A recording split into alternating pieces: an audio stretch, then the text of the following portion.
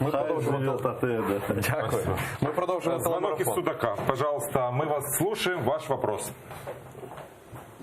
Алло, у меня не вопрос, у меня предложение. Вот до 2014 года, 20 лет я проработал на Украине, я в данный момент пенсионер. Пенсию Украина выдает Донецкую, Луганскую, но крымчане, я думаю, никто не получает. Можно, эти же наши пенсии лежат в пенсионном фонде Украины где-то. И эти пенсии надо перераспределить. Значит, АТР, те каналы, которые нуждаются. Я считаю, это деньги, невидимые деньги или видимые, которые пенсионный фонд может перенаправить для поддержки АТР, для тех каналов. Эти деньги должны быть в пенсионном фонде. Вы должны пригласить пенсионный фонд, пускай посчитать, сколько пенсионеров в Крыму на данный момент. Я думаю, если есть 700 тысяч украинцев по переписи населения, 300 тысяч крымских татар, другие народы, 1,5 миллиона чисто есть.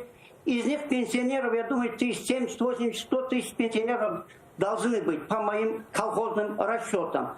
Вот эти вот деньги, пенсионные наши, которые мы далее проработали в Украине, должны перечислить в такие нужные места для поддержки АТР, других каналов, где нуждается Украина, где не могут найти деньги, где блокируются деньги, где специально блокируют или как. Пожалуйста, вот они наши деньги пенсионеров. Я согласен свои деньги передать АТР.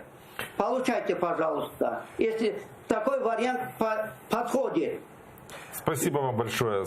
Эти слова, меня вот по-хорошему шокируют, потому что я понимаю, как трудно живется человеку на пенсии, пенсионеру всего. Я 20 лет Украине отдал, я пенсию свою не требую. Нам здесь дают 7 тысяч несчастных пенсий, 7 тысяч.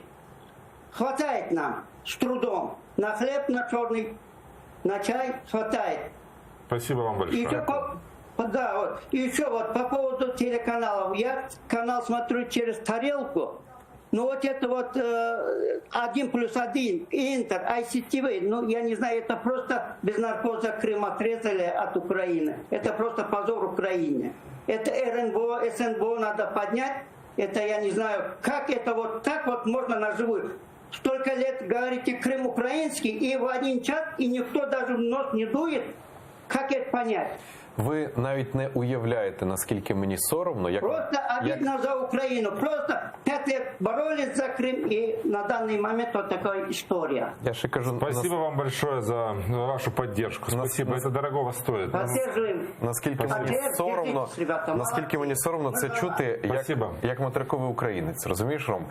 Тому що і справді ми тут говоримо, кричимо у Києві, Крим України і так далі.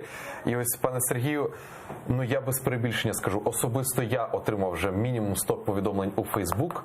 І ось таких дзвінків, я вже не знаю, це 20 точно за третій день, коли нам дзвонять і однаково з різних куточків півострова Крим нам кажуть, що ви там робите? АТР дивимось через тарілку, ви бачили, да, чули, а інші канали просто блокують. Я просто беру і перемикаю на Росія-24, на Код ТВ, цей канал Мілет і так далі. Мені соромно, насправді.